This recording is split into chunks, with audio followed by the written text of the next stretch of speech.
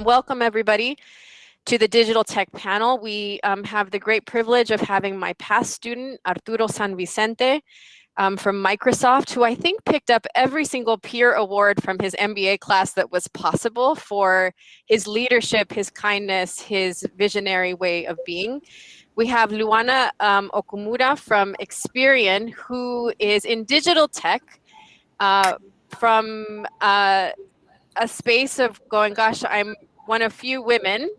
She is an expectant mother, which we're so excited to hear about how this shapes your experience in digital tech. We have Javier Orraca, who is now at Bloom Reach, and he has made a career transition and is also going to be able to speak about, shifting jobs in tech, negotiating, really, creating his own individualized path forward. And last but not least, we have Arturo Litvin from Intel Capital, who is in a space of venture capitalism in tech. And he is representing, for sure, with one of few Latinos in this space. And so it's truly a privilege to get to talk with everyone here. What I'm going to do is ask each of you, just because I think our cuentos, our stories, our way of connecting is a core passion point here for today's conference. You can just give us a little bit about what generational striving has meant for you and where you are today. Just a couple of minutes so we understand your journey. Start with Javier. All right, the pressure's on. So thank you. And thanks for everyone, putting on this conference, for having us join this panel. It's definitely a great privilege. So I was born in Puerto Rico. I moved to Atlanta at a young age. Like many other, I think, Hispanic families, my parents would speak Spanish to me. As a kid, I'd speak Spanish to them. But as I got older, I started speaking more English at home. They would speak Spanish to me. I'd, respond in English. And so,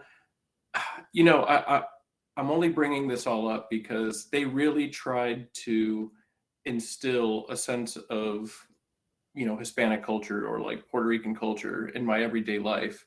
And I remember being bothered by it as a kid sometimes, thinking, oh gosh, like I just want to speak English at home. And, hindsight is 2020. I think that did have an impact on the way that I approached the Latinx, the American, like the Alpha community. I think that had an impact on the way that I approach those types of communities growing up. I mean, I honestly wish now in hindsight that I would have been more active, more engaged. My parents were very disciplined with me when it came to schooling. Like they wanted me to get good grades, but that was kind of like their primary focus as I was growing up. Like, we just want to make sure you're making good grades and, you have to go to college. I went to Georgia Tech for undergrad. Like 12 years later, I went to UCI for grad school, the business analytics program.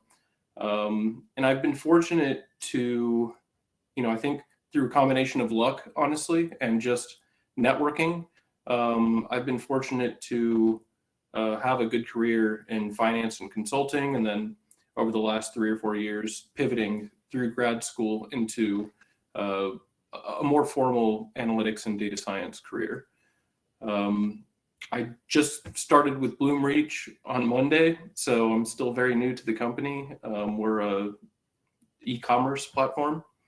And I'm excited to be here on this panel. Happy to have you, Javier. And what year did you graduate? I graduated in 2019. Perfect, thank you. Luana, welcome to the panel. Thanks, Maritza. Thanks, UCI, for the opportunity. Well, I am a recent immigrant to the US. I can say I came here 6 years ago to get my MBA with Arturo. We are from the same class, and I am totally Brazilian, I can say, and Latina. I still every day I put an effort to get more introduced in the community here in the US. My family is an Italian family in Brazil, and I grew up with my family always saying that I could be everything I wanted. And this is because I believe that my father, he was a construction worker, very poor in the beginning. And when he had me and my siblings, he had one of the largest real estate companies in my state back in Brazil. But then life is life. And when I was 15 years old, he went bankrupt at the point that we lost our house and we went to live with my grandmother. So everything changed for me. I thought I was going to be, I had a clear path for me in my life. And at the end, I needed to pivot my career trajectory and everything. So, but one thing I know that my parents gave me was education, right? And this encouragement to move forward. So I went to law school in Brazil. I was a lawyer there. And after a 10-year career of being a lawyer and an entrepreneur, I realized that I like to be an entrepreneur more, but I needed the business foundation. So I came to the US and I made this pivot after coming to the US and going to business school. I was hired by Experian, and now I am working with analytics technology, something that I never worked before. So I believe that everything is possible, if you put an effort on it. And as Lucy was telling us, if we have the right guidance and drive to do that, we can do it. So I'm here to share a little bit of my thoughts with you, and I'm really happy to answer any questions you may have. I'll stay a little bit after the panel as well here at the conference. So thank you. This is a little bit of Thank you, Luana. So both of you, such stories of familial support and belief in your potential. That's what we stand for here too in this initiative. Arturo Litvin, can we hear a little bit about your background, please? Yeah, tell my story a little bit. So I also moved to the U.S. as a kid. Moved from Argentina. My parents were leaving because of economic instability, right? So both my parents were pretty well educated. My dad was an engineer, and Silicon Valley was a place to go, right? So he got a job, and he got a job at a salary that he thought was super awesome.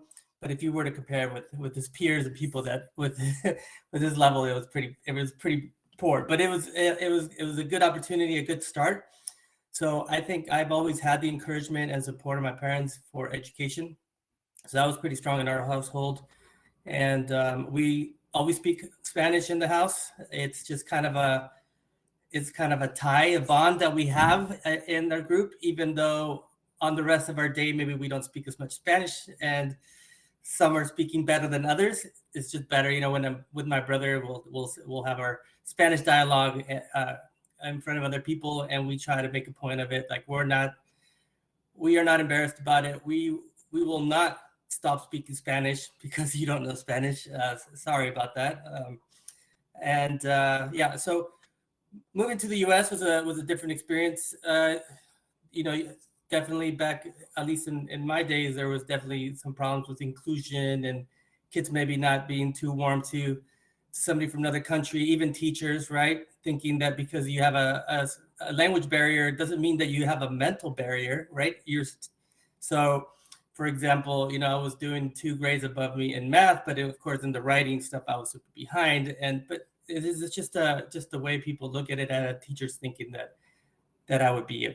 I had teachers in junior high tell me I was not going to make it because Latinos don't make it and don't go to college, and you're just going to be a dropout. And it's like, what are you doing? I had a teacher once in 5th grade tell me, we were in the computer lab, and I asked some question, and then she's treating me like I was a dummy, and that, of course, because I'm a foreigner, I wouldn't know what a computer is.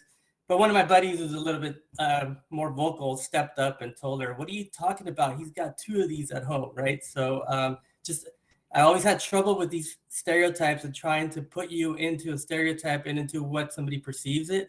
So you have to fight above that to show who you are. But I think my parents were a strong influence. Like I said, education. They went back to college while I was in high school, so I felt like that was kind of, when people, I remember talking with my friends in high school, and are you going to go to college? I was like, of course, that's what you do. So I have a different perspective from that, right? My parents were in college while I was in high school, so it was pretty amazing, the things that I picked up from them and what I learned. What I did not learn as much from them. So as even though I knew the education piece and I had that role model of it, my parents didn't grow up in this culture. So of course they also suffered through some of those non-inclusive experiences and micro inequities in the business place, right? While I was going through them at school, you would think adults would be a little bit more sensible and open. No, we're seeing today, we're still having to say inclusion and diversity, right? And more people are understanding, but it's still a hot topic. It's not something old. So of course my parents were going through it. So I think that's one piece that they weren't able to help me of how to navigate corporate culture, leveraging your network and having mentors. But somewhere along the line, some people did help me to get more mentors, organizations that I participated in college, right? Through SHIP and Prospanica, things like that also helped me open up and give me opportunities to create network, to learn from others. And I would, now today trying to give that to others. Arturo, I love the notion of the boxes they put us in, and then the way that you've just sort of busted that box open, all four of you, and said, no, I'm going to do this, and this is what my life is going to be. I think there's so many people on the call who, you carry those words, those expectations, and some cower to them, and some say, no way, my future is going to be what I want it to be, right? And so that's quite lovely for you to share your story. Arturo, the floor is yours. Thank you so much, and thank you for making me dress up. My wife will be really happy today. No, but amazing story. So I'll share a little bit about myself. I was born in a very small town in Mexico, a place called Navojoa. Most people in Mexico don't even know where that is. So it's a very small town.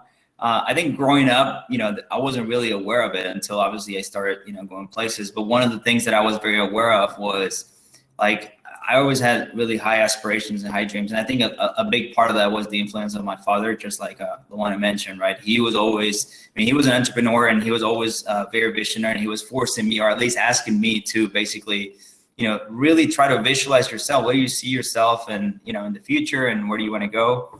And I knew I didn't want to stay, right? And I think that I just needed to go. When I was 15, I actually chose to leave my hometown and actually come to the U.S. for high school. I did 3 years. I was actually in a military school in the U.S., the Mexico Military Institute. So I think for me it was just getting out of home to try to explore and kind of pave my own path, right? I felt that if I just continue with the inertia or the way that things were going, I just wasn't going to end where I wanted to end, right? And so I went to this military school. I did that. Obviously, I always thought that I would come back home, but I never did. When I was 15, I left and I never came back. And it was just all from there. And I started, obviously continuing with that tradition of thinking about visualizing myself and where was I going to go. Went to obviously college. So I was very blessed and lucky to have a father that could actually support me with that. Along the way, though, I think it was like my halfway or probably like third year during college, my dad's business, similar to Luana, actually went bankrupt. And unfortunately, it was just like, well, now you got to find a way, right? And fortunately, I had an employer, because I was actually doing my internships with them, and they actually really trusted and believed in me. They actually chose to pay for my remaining years of college and actually give me a job right out of college, right? So I was very blessed to be around, people that really cared about me.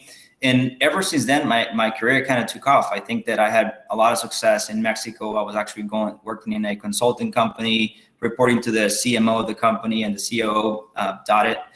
So I was having a great career, but I always felt that, there has to be more. I still want, I want to continue to grow and continue to go farther. That's when I chose to actually come to UCI. At the time, being successful in Mexico means basically not a lot of things in the US, just because of the cost of living, the cost to pay for an MBA and things like that. And at the time I chose, hey, I'm going to do this. UCI seems like the right place to go. Obviously I was very well welcomed and supported. And I took a leap of faith, but many people don't know this. When I left to UCI, I had enough funding for like 1 quarter. That was it. And I was like, I'm going to figure it out along the way. And midpoint, I was like, I'm probably not going to figure it out. I had my own doubts, right? But things work out. And I think that obviously that led me to really, make a really extra effort in everything that I was doing. I was trying to get internships. I was trying to do everything that I could learn. I wanted to take as much as possible and really immerse myself in. And obviously things paid off. I've been at Microsoft for the last 3 years, and it's been an amazing experience. And to your point on the Latin heritage, one of the things that I'm able to do now, which I'm really proud of, is, obviously my, continue to support my family. And obviously I'm actually putting my younger brother through college. So I'm pretty proud of that. So it's just a great, I guess, personal thing that I'm pretty proud about. Oh, such amazing stories. I mean, if we can just get a round of applause for the persistence, the tenacity, and the drive. I mean, it's so lovely to see. Now, one thing that we talked about with the undergraduate group as we're defining, and the student group as we define Latinx thriving, we have 4 very different places of origin, 4 very different journeys. And I want to say that this space that we're creating is inclusive to everyone. Right? When we say Latinx, Brazil is included, Puerto Rico is included, España is included. Whether you can just order an enchilada because at a restaurant in Spanish, or whether you can, recite, Pablo Coelho or some, Miguel Cervantes or whoever it is, doesn't matter. You are part of the community because your story is your story and you identify. So with that, folks, I want to talk to you about digital tech. This is an industry created by visionaries who said, gosh, the internet could be a space for all, a space for multiple voices, for plurality, for democracy. It can, be it could create an opportunity for many people to coexist, right? Now, gosh, I was in the Silicon Valley, early 2000s, the beginnings of Yahoo, etc. And here we are now, 2021, and we've seen the falling out of AOL, various firms, and this, evolution. Yet it's really striking to me that such a forward visionary industry still only sees 1 in 20 employees with representation from either African American or Latinx heritage. And, we start this morning with Lucy talking about girls 5 to 15. And we're going to go into this panel now as we say, gosh, here is an industry that's defining the way we shop, the way we connect, the way we think about politics, the ways we get information about emergency events in our communities. What are your thoughts on digital tech's approach to inclusion, diversity, and this talent pipeline? And again, I'm going to invite the audience members to respond, react to the opinions in real time. I'll bring in your conversations and comments as the panelists talk. I'm going to go ahead and kick it off with Arturo Litvin. Thank you, Maritza. Yeah, so I have some opinions about this. The technology space has been talking a lot about inclusion and diversity. We'll need to see its full potential develop and come about. And it's going to take a lot of work from us and our allies inside, right? So you might see that they're hiring, but they're hiring more at the lower levels. We need to get our community to also want to climb, not to get happy to just have landed that great job, but move up the ladder. And how do we get these jobs in these companies, even though they want inclusion and diversity, tech jobs, they want a referral from somebody inside the company. So if the status quo is what it was 1 in 20, so imagine if those 19 other employees might not have a Latino and Latinx person in their network to try to invite, hey, I just posted a job. I think this job is right for you. So we need to grow our networks. beyond our reach, right? We want to infiltrate those 19 others. We want to diversify our own networks so that we can climb into those. Otherwise, it's very hard for us. That 1 in 20, perhaps they got into technology because they were an awesome engineer, or they had to go, right? We have a different bar to go over because we don't have that network. You'll notice that there's folks with history majors getting technology sales jobs, but a Latino will have to have a master's degree, right, in data science or something. So yes, one way is pursue sciences. The other way is let's grow our network. Let's diversify our network. I call it a network bias. Our own network is biased, their network is biased, right? So we need to combine both networks if it makes sense. So can you and you have some applause as you're talking. You're definitely touching a nerve here from our audience. Can you talk to me about what you define? What do you mean when you say our network is biased and their network is biased? So we, as we try to grow our network in professionally, we do have our groups, right? Where, like I mentioned, SHIP and Prospanica and all those, right? And they speak to us as the Latinx community, but we also want to make sure that we're also including others that want to participate in our network. We want to include diversity, right? Or maybe if you're part of one of these organizations, team up with another organization to mix it up. That way, both your circles can feed on each other, connect with each other. And the same happens, right? At my work, there was this, I just won't say the names or what background they had, but he always hired people that looked like him. And this other person said, "Hey, what's going on here? Why don't you, what's going on?" And he said, "Well, I don't know anybody else to hire," right? So he wasn't really trying to not diversify his group, but his network was really, really closed, right? So we need to help people open those networks, and it'll help us as well. Mm-hmm. Yeah, I often say that we have, quote unquote, we're searching for somebody in a position, but we passively lay back and say, who applied, rather than trying to diversify actively, right, pools of talent. Good. Javier, I'd love to hear your opinions on this question. Thank you very much, Arturo. Thank you. Yeah, I feel like this is an area where the individual and the employer both have a responsibility to try and become more aware of their own biases and try and become more aware of the hiring decisions or referrals that they're making. And to Arturo's point, a lot of that has to do with your network. I mean, most of the referrals that you would be willing to make for anyone are probably coming from your network or someone you closely trust. That the employers across the board should make a more concerted effort to either require that all their employees get involved with some kind of internal diversity, equity, and inclusion group, or let me give an example that I've seen twice now at two different employers.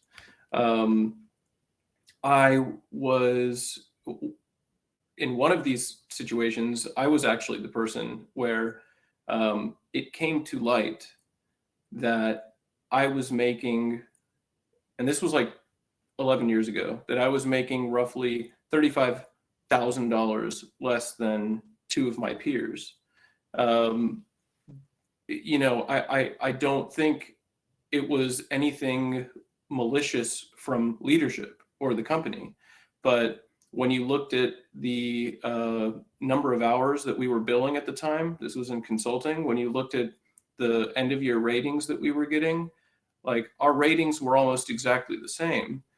And, it's a shame that it took me bringing this up to the employer for them to begin the discussion of whether or not any adjustment can be made.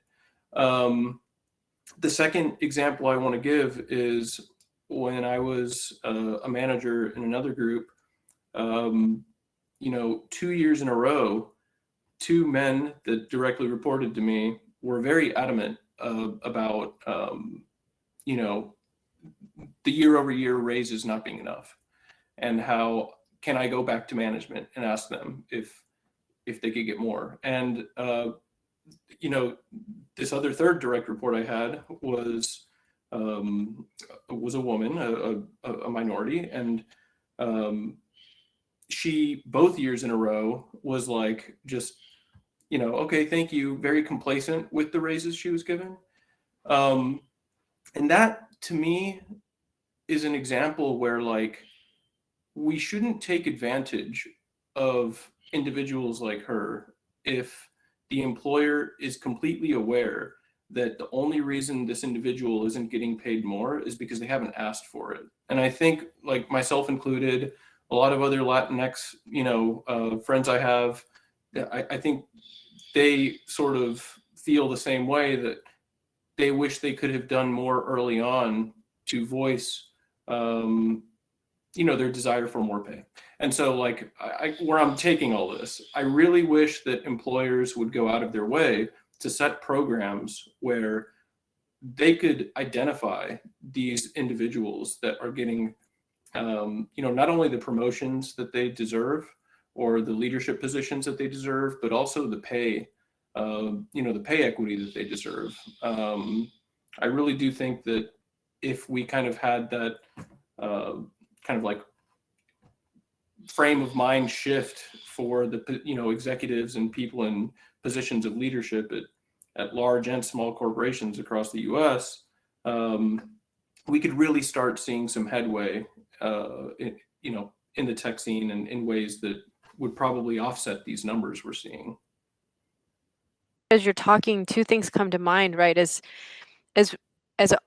members of our community are opening these doors and they're the only one in the room, all you know is you're making more than your parents. You're making more than anybody you know, but you don't really have a reference. Is this actually what I deserve to be paid for this skill in this job? And what I love about your comments, Javier, is it speaks to justice. Are we speaking about fairness in the workplace? And how can we give a voice to empower, educate employers about the value that Latinx individuals or underrepresented minorities bring into the workspace? Because we deserve to feel respect because we've earned it also, right? Absolutely. Really good. Arturo, the floor is yours. And I love some of the comments I'm seeing in the chat as well. And if you guys are hearing Arturo, you're welcome to also take a look at those. Thank you, Maritza. Yeah, I mean, I fully agree with a lot of the comments that have been made already. I'd say that for me, I think a lot of these issues, and obviously as Microsoft, one of the large employers in tech, you know, there's a huge responsibility that comes with it. And I think that it's a reason why, and I'm only speaking on behalf of the company and as an insider and also as an outsider, right? The things that I see, right? I think that there's definitely a lot of room for improvement. I know that there's a lot of things that are being done, but I completely agree with Javier. There's a dual thing going on here, but it's partially the employer and partially the individual. I see it as a, you know, different stages type of thing. The first stage that I'll see is the recruiting stage, and I think that's a really important one to tackle because there's just a lot of unconscious bias, right? And not only on what each individual of different heritage should make, but also on the people who are actually recruiting. A lot of times, like if you are recruiting for a role, you're trying to think, or maybe let's just put a practical example. You're thinking about backfilling your own role, and the first thing that you are thinking of is when you're assessing possible candidates, you're thinking somebody that can think the way that you think, because this person looks like me, and maybe this person can do the role the great way that I do it, right? But that's an unconscious bias because you don't know if somebody may actually think about it different and doing it in a different way, right? So one of the things that Microsoft is actually doing, they're forcing different backgrounds and ethnicities to actually do different rounds of interviews, right? Because a lot of times we have the unconscious bias to, like, if you're even a Latino, if you're a Latino and you see a Latino, you're going to try to take preference, right? And you're not trying to take preference, you're just thinking that this person could do what I can do, right? But, you know, if you involve a woman and a Black person in different backgrounds, you're able to have a more informed, you know, outlook on what might this person be capable of doing in the company, right? So I think that you're always trying to assess for potential, right? So I think that's something that is already in the works.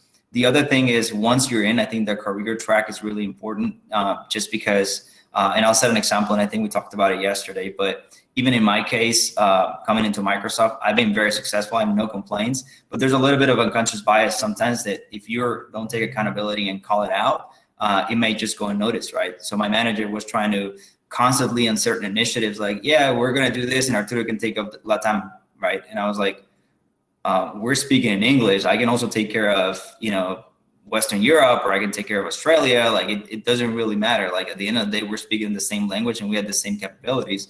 Why are you pigeonholing me into Latam, right? By the way, I have nothing against it. I love it, and I love working with our Latam friends, but it was just something that if I didn't call it out, it would just keep moving, right? It was the box you were putting put in again. Yeah, 100%.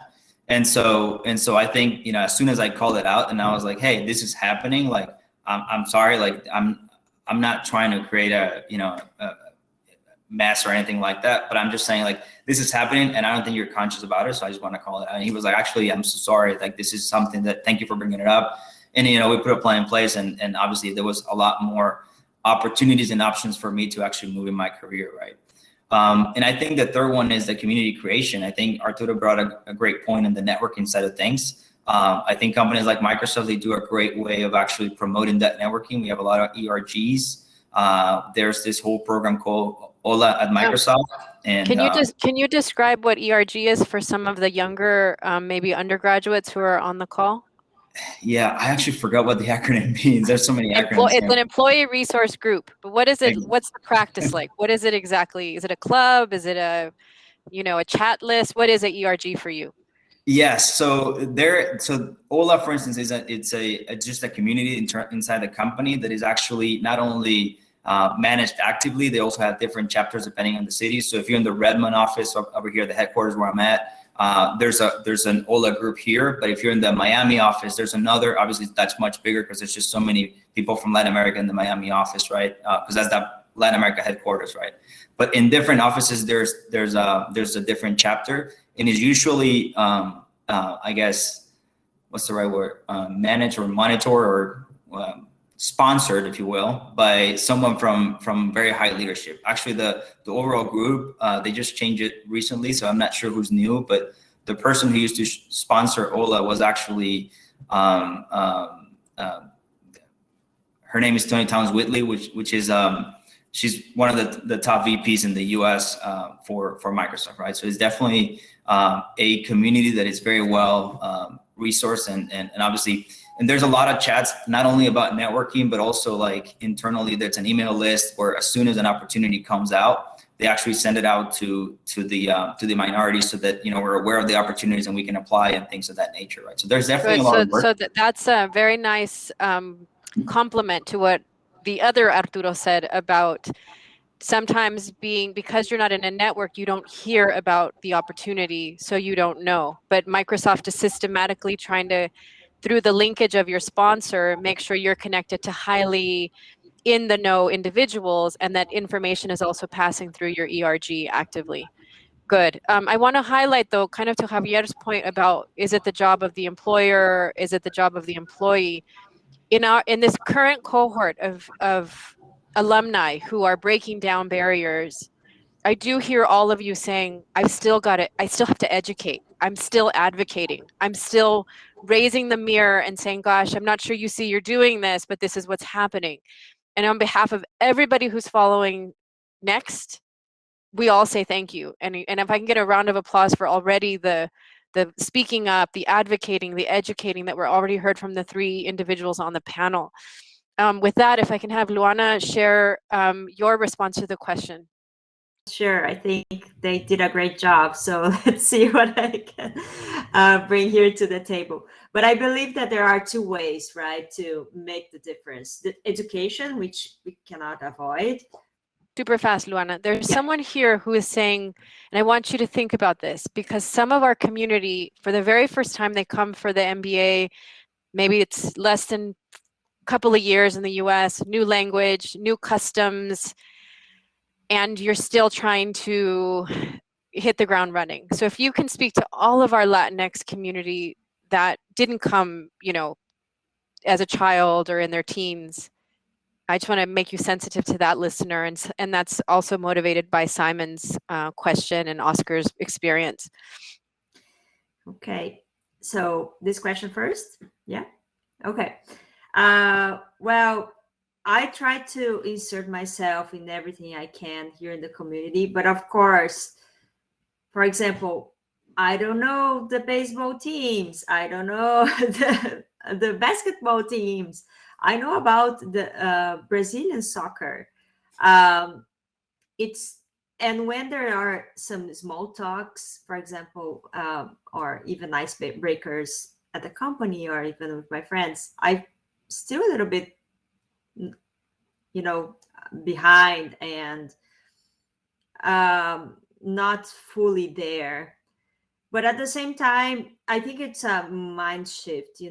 I give myself um, the opportunity to think that I'm just here for 6 years, and it takes time to be inserted. I know that I did a lot of progress since I arrived here. Even my English got better since 6 years ago.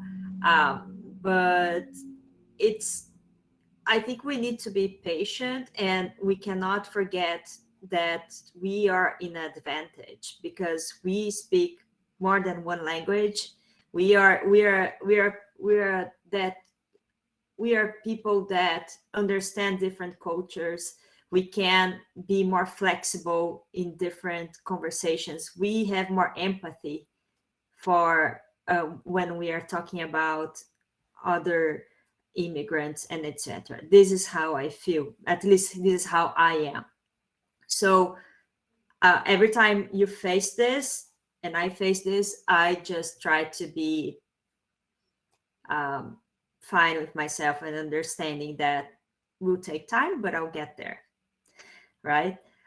And regarding your question, Marita, of my opinion about how can we change this scenario in the tech industry. So as I was saying, education and the recruiting process. I think the companies need to be do a better job on getting to our communities and offer Latinos and the minorities more opportunities. And I can say that I can see, for example, at Experian, that this is a very deliberate effort that we are doing there.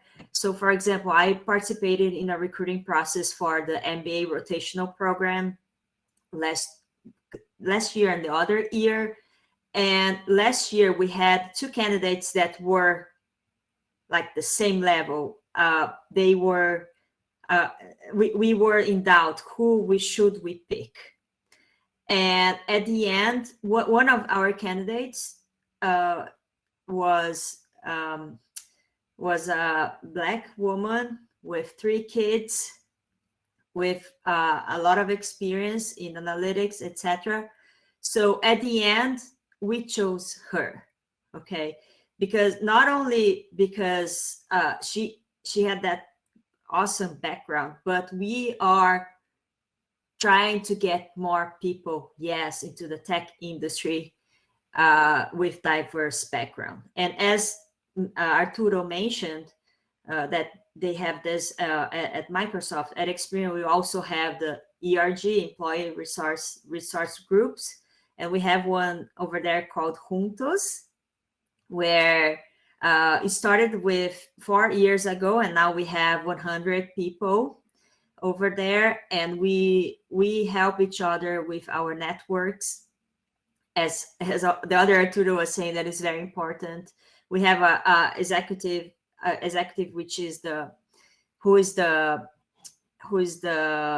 sponsor and really help us lift our careers. And we have mentorship programs over there as well. So the company is doing, I believe, a great job on this in terms of inclusion. Okay, but another thing that I would like to mention that it's not only on the company to do that. It needs to come from us. So I'll give you an example that happened to me like 6 months ago. I was not that successful, but I needed to change my mind shift. So last year I was promoted to a director role in product management. Okay. And I saw that this year there was a VP opening in my area. Okay. And I went there to the SVP and asked, look, I believe I can do this job. Can I apply for this role, a VP of product management? You know, I believe that maybe 5 years ago or 6 years ago, I would never do that. I would be quiet or wouldn't do anything. But I know this was, I wasn't able to get the job. Maybe I'm not qualified yet. But the thing is that we need to constantly think and monitor ourselves, that we need to have the action and create our career paths, because nobody will do that for us, right?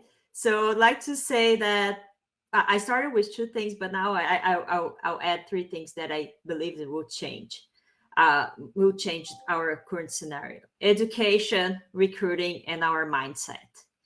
Absolutely. That's been a common theme for all of the panelists today. And you know, I want to say that I love that I'm hearing so much progress from all of the firms that you guys are members of.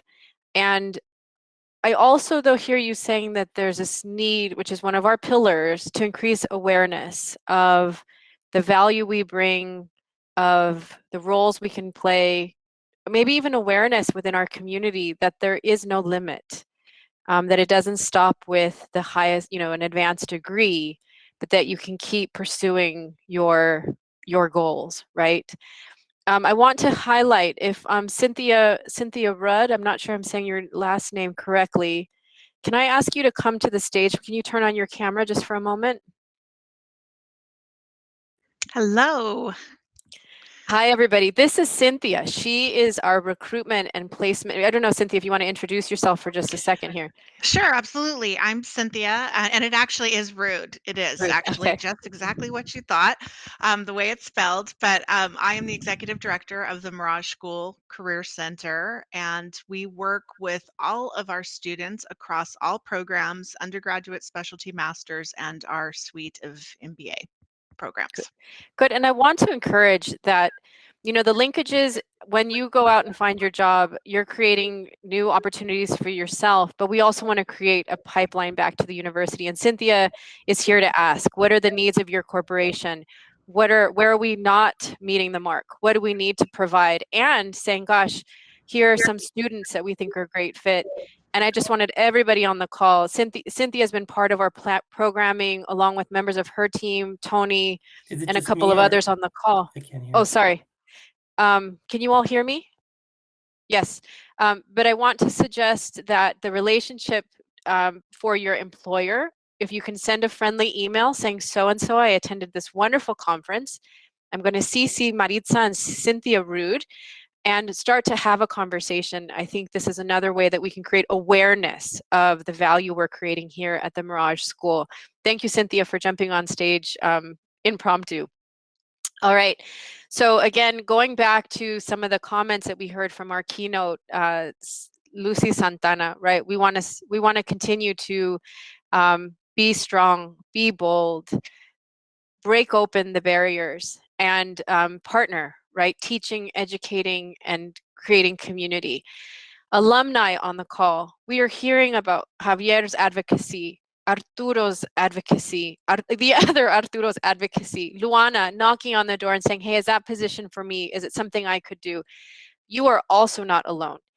We'd like to create an alumni community where you can call another Mirage Latinx initiative a friend and say, hey, I'm in this situation. How have you managed it? What words did you use? What was your process?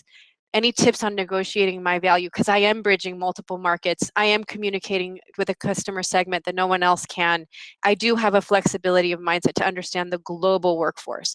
So if you're interested in even spearheading, we have a couple of folks on the call, Katia, Diana, that are leading our alumni group.